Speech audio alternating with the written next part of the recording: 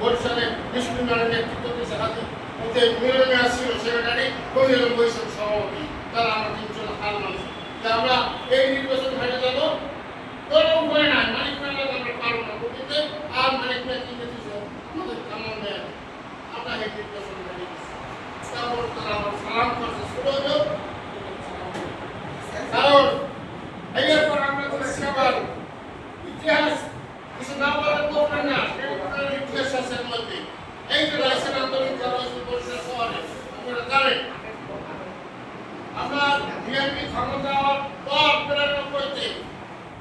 এই পৌর প্রশাসন ছিল এডিসি হাফেজ সাহেব তৎকালীন ৩০ মাস বাংলায় রোজা